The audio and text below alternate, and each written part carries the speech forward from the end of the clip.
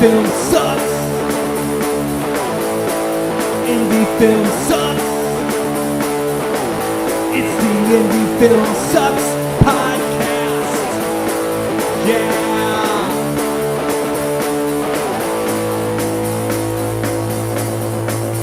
Coming at you from the mean streets of St. Louis, from a basement on South Broadway, the Indie Film Sucks podcast. Because indie film still sucks. Yeah, it definitely sucks. And it's going to be a little bit more quieter on this podcast because we're missing our third wheel. Chris Macke, he's on assignment. And not to say that he's the actual third wheel. I mean, half the time I'm the third wheel, and sometimes you're the third wheel. Yeah. It just depends on the day. But yeah, Mackie's gone, so we're going to fill in some content with some of our own bullshit. And it probably won't be near as good as it is with him here. It'll be better. It'll be. Damn, that's a statement. Okay, we're gonna try that. Yeah. All right. So who's gonna do the suck first? Hey Brock, what's your suck? Oh, that's a dick move. Well, honestly, since Mackie's gone, that actually sucks for me today, because we all work a lot. And we have our own families and our own bullshit we got to deal with on a daily basis. And I really enjoy coming out here and seeing you guys. It gets my movie mojo flowing. That's good. Because not every day you're on a film set, obviously. No. Not every day you're doing anything you really want to do if you want to make movies and you're doing other things like we do, like most other indie filmmakers do. True. But getting together with other filmmakers, it makes me feel good, man. I like it. And so I miss him. I hope he's having a good time, whatever he's doing. But yeah, that's my suck. Just him being gone and not being able to have a beer with him here in a little bit. So I'll drink one for him too. How about you? Wow. Well, man, how can I follow up that? I don't know, man. I don't know if I can. I don't know. Well, I'm going to go a different direction. All right, go. My suck, it's a recent thing. I had someone come at me on Facebook. They were not going to mention their name because we don't want a lawsuit, but they were asking, well, how come you think indie film sucks? Because I think indie film has a lot more freedom than Hollywood film. And I said, hey, listen to the podcast and find out. He said, well, I don't want to listen to it. So I guess my suck is, how can you criticize something that you won't even take the time out to see what it's all about? I get it. The name of the podcast is Indie Film Sucks. But that's because many aspects of independent film production suck. Yeah, a little bit. It's not easy. A lot of it's not fun. A lot of it's not rewarding. But that doesn't mean we don't love to do it. Of course we love to do it. Right, so you're saying you got a troll. I got a troll. We got our first Indie Film Sucks troll. All right, that means we're going somewhere. I think so. All right, so what do we got tonight? I was going to leave that up to you. I answered the suck first. You can go ahead and go on with this shit show. Here we go. Let's go. Oh, great. Well, tonight, going to ask Brock, what are your memories about when we first got into filmmaking together? So my first time meeting up with you was kind of my introductory to real independent film, to be honest, because I was just doing commercials, and whenever a production came to Missouri, I was lucky enough to be parts of those, a Hollywood production, when they shot movies in Missouri. Which was rare. Yes, it was rare. So I was very lucky just being in any part of that. So I was taking acting classes locally in St. Louis, and one of the other actors who was taking classes said, "Hey, there's an audition for this movie, a feature-length film to be shot in St. Louis." Which 20-something years ago was kind of rare and a big deal. It was a huge deal because Hollywood didn't come to Missouri too often. Every now and again they would, but not very often. And usually those roles are already cast with L.A. actors or Chicago actors or New York actors, anywhere but St. Louis. Yeah. The local talent would get some minor roles or background roles, and I'd done a few of those. So I was pretty excited to hear there's going to be a movie shot in St. Louis, made from a St. Louis production company, which I had no clue who you were or what 88mm was. So that weekend, I believe the audition was on a Saturday, maybe a Saturday morning. I think Sounds it was. right. We get to this location. I forget where the location was. It was the Tin Ceiling, little theater That's right. company That's- on Macklin Avenue in Yeah, South St. Louis. The Tin Ceiling, and as I mentioned before, I was kind of taken back because there's a lot of people there. Yeah. A lot of people there. So probably over 100 people there going through this auditioning process. And so, for lack of better terms, the actors were kind of in I guess, not really a green room, but a staging area. In the basement. It was the basement? Yeah. In the basement of this building to pick out the scripts. And the casting director was there kind of scanning the crowd, and she introduced, her name was Kathy Gatlin. Kathy Gatlin. Okay. Yep. Muse Productions. Yep. That Okay. was her production company. That's right. Or her casting agency, I guess. All right. So I spoke with her, and she's pretty cool. And she's like, "Hey, here's a couple scripts. You want to read for these guys or look at them?" And I picked I picked a pretty good meaty role, so I thought, and that was the role of Key, which was like the lead actor in a movie. So I was going for the big one right out of the gate. He was supporting actor, Okay. supporting character, but But still. the big is one It of was the a main, big part, Yeah, yeah. one of the main guys. So I'm off in my little space learning the lines, or trying to. I was still early in my career trying to figure out how acting really works, and I had ambition, but I had no real talent. I was still taking acting classes, to learn how to read a script even. I guess that process lasted for a little bit, and then I was taken into the auditioning room where I meet another actor who's going to read opposite of me, and I see a table full of people, which one of them were you. Yes.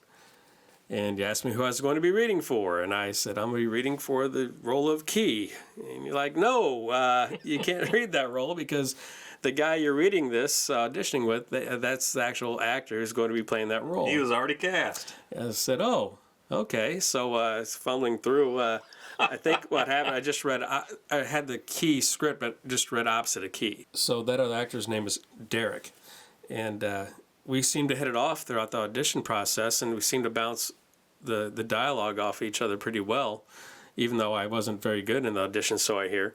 But I meet Chris for the first time, and he tells me I can't read for the role that was on the table that I wanted to read.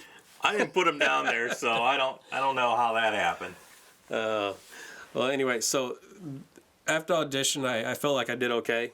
I didn't know if I'd get anything, and then I guess a couple weeks later or so, I get a phone call. Probably.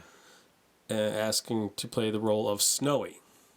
And I had no clue what Snowy was, but you can give the description of what you thought Snowy was in your script. Yeah, Snowy was like a minor drug dealer, minor player in this kind of bigger crime arena. Yeah, it seemed to me he thought he was a bigger deal than he was. Yeah. So it turned. I thought you said at one point you thought of him as an albino.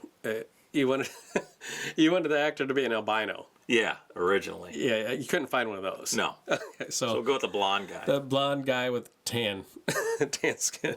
But the interesting thing about Snowy is, I don't know, however many years later, 20 years later, whenever we shot 35 Days, I guess that was like 15 or 16 years later. Yeah. We brought that character back and completely changed his character arc for this other movie. Yeah, that was pretty wild too. Being Snowy on the set, I really enjoyed working with you guys the first time I got on set because I knew the lines pretty good. I knew the lines. You have to know the lines when you get there. Yeah. But you gave me freedom to be an actual character, because I was not playing myself at all. No. As Snowy. I was definitely had to be somebody totally different. And so I kind of had to have this certain vibe, which is fun to do. And I said, hey, man, is this working for you? You go, yeah, keep it going. Just keep it going like that. And I said, okay. So I did. And that scene turned out pretty good. And then the next scene I had to do was running out of a bathroom with my finger cut off. Yep. Because I talked to the wrong guy in the bar. Yep. And the bar you had lots of extras in that bar. We had tons. Tons, and you told me to run out screaming of the bathroom area and run out the door. And I was looking around, I was like, okay, so what can I do? Because it's just running, screaming, and I don't want to be quite a little bitch, but I want to make something kind of interesting. So I picked out the biggest guy in the bar. I said, hey man, could you stand right here? He's like, yeah, sure, what for? I said, I'm going to run into you and almost fall down while I'm running out. I don't know if you probably I don't remember that at all. Yeah, so I picked the biggest guy in the bar and I run out and I kind of bounce off of him and look at him and run out the bar screaming. And that was my first day on set with you guys and 88 millimeter from what I can remember. I didn't know what to expect because I've been on other sets, small commercial sets, big commercial sets. I'd actually been able to be on big movie sets as an extra, but nothing as an actor. A real actor. I thought you had your shit together, man. I had no clue about production. I had no clue about nothing. I just knew my lines, and I knew I had to run out of the bathroom. Yeah, we were so spoiled on that movie, mostly because of Kathy Gatlin, because we had so many extras and all these, because I wrote all these bar scenes. We had all these bars that I used to frequent at the time, which most of those bars are no longer in existence. We had all these free, cool locations, all these resources that you just don't normally get as essentially, I wasn't a first-time filmmaker, but I was pretty damn close. It was like the fourth thing we ever did. We did like 3 shorts and a feature.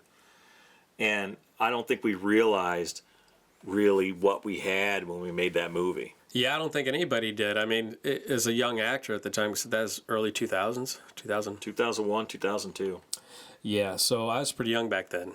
And nobody knows what to expect when you go onto a movie set and you've never been there before, right? I mean, me as an actor, I didn't know what to expect. I just knew I needed to be there at a certain time, know my lines, and there's going to be wardrobe there, and I had to figure everything else out from there. You'd give direction, obviously, as a director, but you kind of go in blind, really, if you've never done it before, and I hadn't done independent film before. So that was my first independent, I guess, christening, if you want to say. But it was a pretty good experience, and the neat part about that experience was we was able to see it relatively soon after the filming was complete. From what I remember, about a year. 2 years. Was it 2 years? Well, no, I guess about a year, because we shot in winter of 2001 and 2002. We wrapped production in like April or May of 2002, and then we finally premiered it in June of 2003. Yeah, so in 2003, I'd gotten a lot of traction in St. Louis. I did a lot more commercials. I did some other movies, and there's actually a great, big, huge movie being shot in the summer of 2003. And it was called The Game of Their Lives, which was turned into a movie called The Miracle Match, and had a bunch of big-name actors. Had Gerard Butler in it, Gavin Rossdale, just a bunch of big-name actors. And I wasn't hired as an actor. I could not play soccer. I was an athlete, but I didn't play soccer. So I got cast from the casting director of that to be what they call a stand-in actor. And stand-in actors, what they do is they stand in for the main actors. Yeah. And they call you the second team. And the cool thing about that was I worked all summer on a huge, huge production. I mean, this is like a $25 million production they made. And they filmed most of it in St. Louis, and they filmed part of it in Brazil, but most of it was shot in St. Louis. And I got to work for 6 weeks straight on a major motion picture. So I got to work with the director and the DP and the other actors pretty close every single day. And I got to learn a lot of things, how they act. I got to learn behind-the-scenes stuff, what goes into making a movie. And so I loved all that stuff. What I didn't like was being called second team. Yeah. I hated it. I fucking hated it. Because I would watch these actors do their thing, and I'd be like, man, I know I could do what those fuckers are doing if I know how to play soccer. I couldn't even be an extra at that level at soccer. All those soccer players there were ex-pros or collegiate soccer athletes. So anyway, the reason I bring that up is because we were shooting that in the summer of 2003, and the premiere for Amphetamine was in 2003. Yeah. And man, as a young actor, I was on a big movie set every day. I was getting ready to go watch a movie that I was in. I was like, oh, this is so fucking awesome. I can't wait to be like a full-time actor all the fucking time, because it's just everything was so cool. I was getting paid to be on the big movie set, and I get to go see this amphetamine movie, which was blown out of the water. Man, you guys crushed it at the premiere. I mean, Yeah, premiere was a great night. There's hundreds of people there. Well, about 800 people. You had a live band there that crushed it too. Yeah. And we just partied the night away. And well, I had to leave a little early because I had to go to work the next day on the soccer movie. So I thought that is what being an actor was about, because I was just acting and I was just partying and having a good time. I already had a family already. I already had a wife and a kid, and then I actually had my second kid during the Game of Their Lives movie. During a couple days earlier, or a couple days later, I think it was, is when my second kid was born. And just a quick little cool thing is, so being on the set of the Game of Their Lives, when my second son Landon was born, I bought cigars for all the cast. So all the cast of that big-ass movie smoked a cigar with me for the birth of my son, which I think is pretty cool, man. Yeah. And Gavin Rosdale, at first, he's like, no, man, I don't smoke or anything. I said, that's all right, man. And so he gave a cigar to somebody else. Then he came up to me and goes, hey, man, I'm sorry, I didn't realize it was a tradition here. And he said, do you have another cigar? So I gave him another cigar, and he kept that one. I don't know if he smoked it, but he kept it anyway. Well, that's cool. Yeah, it was really cool. Back to you in 88mm, how that worked out is you and I spoke a lot that night as well. I mean, you took your time to, I think, talk to all your actors. Yeah, I talked to a lot of people. That was a fun night. Yeah, it was a good time. But we hung out with you for a little while and hung out with a bunch of other actors and people I didn't even know, but they said they enjoyed the movie. It was a good time, man. And I thought, oh, it's all downhill from here, man. I know, everything's clicking. We're going places. We're going and going. And then a couple years went by, and I ran into at probably a movie showcase, or the St. Louis International somewhere. Something like that. We were watching a movie, and we ran into each other, and then it seemed like only a year after that, you called me up on the phone about Rhineland, which is called A Cruel Frailty. Yeah. At the beginning. Terrible name. Yeah, and I'm not going to rehash that whole story, but you called me up, and I said, yes, let's do it, because we had such a good time on amphetamine. I really got to know you really, really, really well on the set of Rhineland. Again, I was mostly just an actor in that. I was an associate producer because we shot on my property, and that was just a good time for me there, too, as we're making another movie, a World War II film. And yeah. You did a lot of work on that, though. Yeah, there's a lot of work. I mean, digging foxholes and trenches, and it's all worth it, especially when you got to see all the extras come out with their tanks, and and their deuces and their tents and all their gear they brought out. All these reenactors I'm talking about, which made the movie what it is. We did all that and thought it was over with, and then we get a call again about 6 months later saying, "Hey, we got to shoot some more shit, but this is why." And I was like, wow, man, it's getting bigger and bigger, and cool, let's do it again. And thought it was over again the second time. And then, after we wrap up there, get a call again for the third winter. And I'm like, wow, are we shooting a series, or what the fuck's going on here, man? Every time we got to work together, we got more comfortable with each other. We saw each other's work ethics, and every film you've ever done, you've asked me to be part of, which that's pretty awesome. I appreciate that. Thanks for showing up. And that's all you had to do, really, right? Yeah. Show up. In my 20s and 30s, I did a shit ton of commercials. I was able to get a couple other multi-million-dollar films under my belt that I got to work on throughout the years. Not that I had a big role in any of those, but I still was cast and was lucky to do that, and happy and learned. That all gave me confidence to keep on going as an actor. And I wasn't producing it in any of those other movies unless I was associate producer, which actually, meeting another guy on Rhineland, Paul Wendell, he had a script called Bedlam Street. Yeah. Which you actually named that. Well, it was originally called Browntown. Yeah. Which was kind of a name. So yeah, right. I think I gave him the name Bedlam Street, and he liked that better and went with it. Yeah, so on the set of Rhineland, he gave me this script, and I was pretty impressed with his writing, good man. Script. Very good script, and it turned out to be a damn good movie. It did. Very impressive movie. So I every set I'm on, it seemed like I got another role because I was on the set doing something. So that's kind of how I kept with it. Acting, because if you get into acting to make money, Good luck.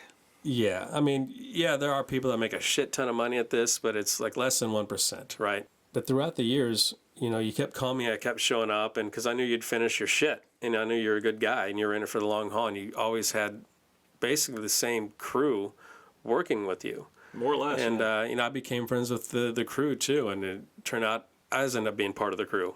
Eventually, yeah. Yeah, especially during Rhineland. But then obviously when you approached me with Sound of Nothing, which was Yeah, I think it was 2010. We started working on that, and we started shooting that in winter of 2011. So it was almost exactly 10 years after Amphetamine.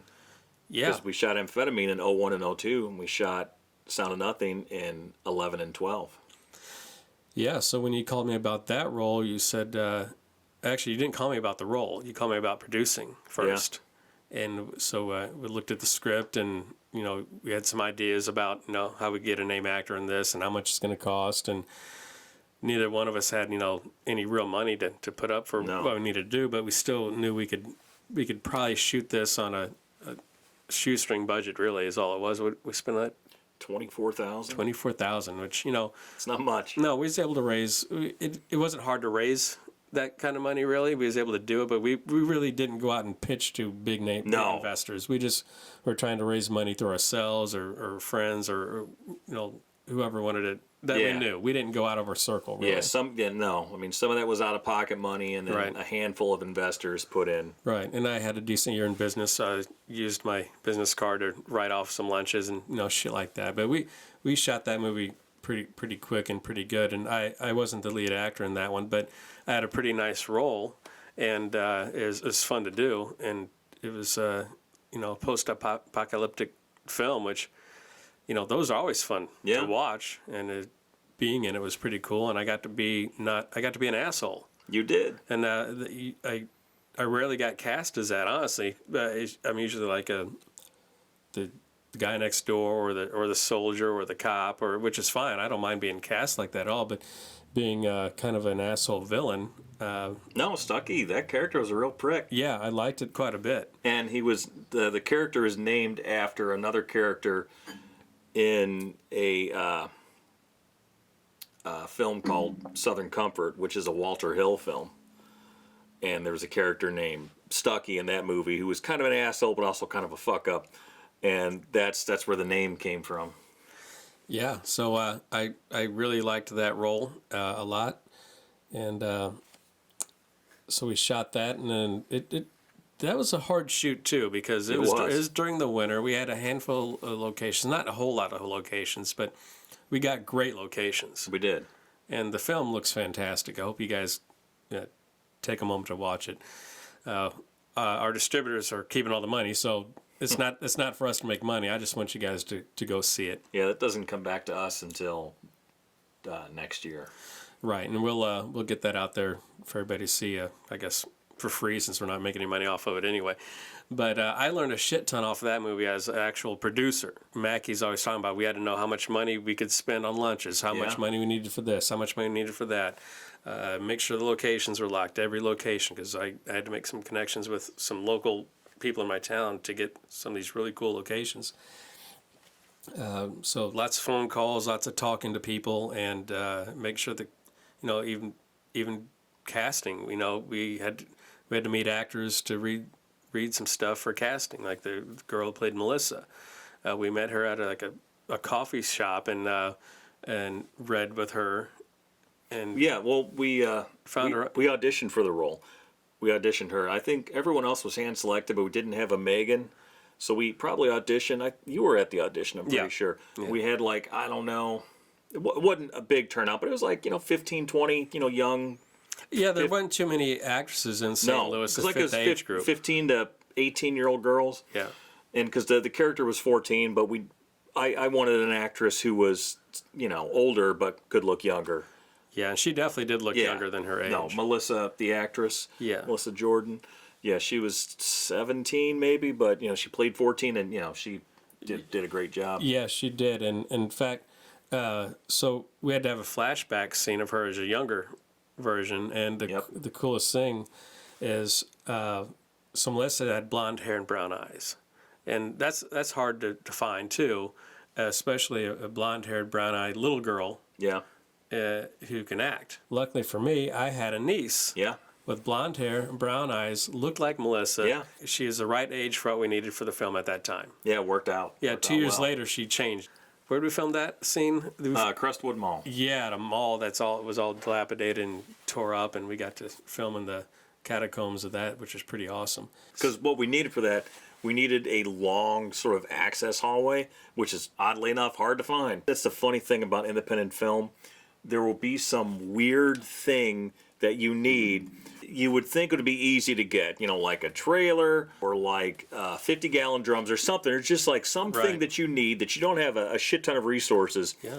And you've got to go through all these hoops to find this thing. And all we needed was a long hallway that was like an access hallway. It's like the hallway behind the mall. Yeah, it looks like a big tunnel. Yeah. And we needed something like that, and we looked everywhere, high and low, and finally settled on Crestwood Mall. And even that was an ordeal because, the mall was defunct. They were going to tear it down shortly. Mm-hmm. And I think director Wyatt Weed, he actually, after us, he shot there. Yeah, I got to shoot there again, actually. Yeah, for his Dark Knight fan film Yes. that he made. But at first they didn't want to let us in there, and it was going to cost, incredible amount of money, and I talked them down to a reasonable price. We had insurance, and it was a professional shoot, and we got in there and did it. But I think we had like some crazy time limit of like 6 hours or something like that. Yeah, and we had a lot to do. We moved pretty quick. Yeah. And I'm just my niece Rachel, who played the young Megan. Robert had to carry her throughout. That whole hallway was long. It was probably 30 yards long or whatever. He had to run up and down it carrying my niece, who, she's little, but she wasn't tiny. Yeah. And her heart was beating as fast as his because she is so nervous being in the movie that she is nervous too, but she did a great job. No, it was fine. It worked out good. Yeah. So, that was the time that movie is when I really started learning what independent film making was really about, not independent film acting, which to me, acting is acting. You don't act different because you're on an independent film than any other film. You act as good as you can no matter what. But when learning how to be an independent producer, you just got to be on set to learn that shit. Yeah. There's no classes to take. You just got to be there and do it. Yeah, I remember talking to you early on when, like, your first time really stepping on that side of the camera. You're like, man, this kind of sucks. Yeah. Yeah, I think that was on the set of Rhineland. He was walking around looking for more locations on the property. Yeah. And he goes, so what do you think about it? And I said, I'll be honest with you, man. I think I'm just stick to acting, man. There's a lot of work going on here, and, I want to just focus on the craft. What an idiot I've become. I should have just stuck with that. But no, honestly, I'm glad I didn't, man. This has been a hell of a journey throughout these years. I don't particularly like watching myself. I really, really don't. You say that all the time, and I hear other actors say that, and it always blows me away. I never understand that. Like, how can you be an actor and not be invested in watching yourself act? But you're not the first person I've heard say that. No, I don't know. I just don't like the way I look and sound or nothing. I'm glad other people are all right with it, but you're in the right profession.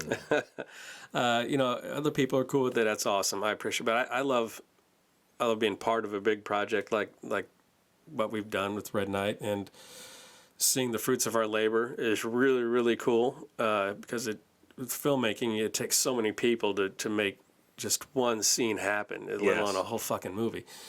But speaking of that, a lot of times we would work on the set, and then we'd shoot like 5 days in a row, right? Yeah. Or a lot of times we shot 5 days in a couple of weekends. Is that what it was? Something like that. So the last shooting day is usually on a Sunday, and then we'd go home, and Monday we'd get a little rest, and then Monday night we'd have to talk about what we need for Thursday's shoot. Yeah. And, we're going over the script scene by scene, making sure all the props were taken care of, make sure all the actors were there, the location is still there. And we're just dead fucking tired because we just came off of a 4 or 5 day kicking our ass trying to make this movie, and it's physically depleting because I mean, I know it looks like there's a lot of standing around doing nothing, but man, there's a lot of mental shit that goes into making a movie. And for me, as an actor and producer on this, there were some days I had to learn like 5 pages of dialogue and shoot it that day. I remember one day, it was like, okay, we're shooting this scene, this scene, this scene. I'm like, wait, we're shooting this scene too? So I had to find me a corner and make sure that I had it all down. And it's kind of tough, to be honest, trying to be an actor and producer at the same time. I absolutely don't disagree with you. I know everybody says it sucks, but during production, it's going so fast. You're doing so much shit. You don't have time to think about it sucking. Because it actually is fun. You're engaged with everybody. Well, yeah, your adrenaline's going. And that's why you're so wore the fuck out on Sunday night and Monday. Oh, yeah. Because you depleted yourself. Because even if you're only shooting for 8 hours, and we normally shot, 10. I think 10 was our average on this, but even so, you're just going the entire time. Yeah. And so by the end of your day, you're just done. You're mentally, physically exhausted. And all you want to do is crawl into bed. Yeah. But then you got to get up early the next day and do it all over again. That or just have to go to work, like your real fucking job. Or that too, which we've all had to do that. Oh, yeah. Yeah, so, I mean, it's been a journey so far here working with you all these years. 20 years now. Yeah. A little over 20. And we made some good stuff. I hope more people get to see it here eventually. I mean, That'd be nice. Yeah, so I know Red Knight's coming out soon. I know it's coming soon. People keep asking, and I'm sorry they're all waiting so long, but this is just how it is right now. You know, we gotta make it the best we can, and we don't want to fuck it up because we put so much work into it. We want to make sure it's all done right. You know, take no shortcuts, cut no corners. That's right. I mean, we've learned a lot. We've all done. You and I have done lots of movies together, and it seems like we learn a shit ton every time we do a production. And Red Knight was such a learning experience for me as a bigger producer and a lead actor.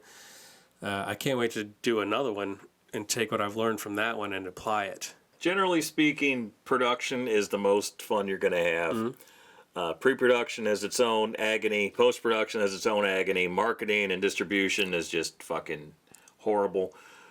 But production, when you're in production, and that does not come without it. It does have its own challenges, believe me. But that's where the magic happens. That's where the excitement happens. It is, and it gets to be recreated when you get to see it for the first time, or even if it's the second or third time with a theater full of people.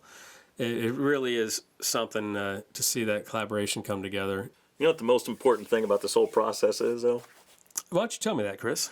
Well, that's when we talk about the highs, the lows, and the in-betweens of true independent filmmaking.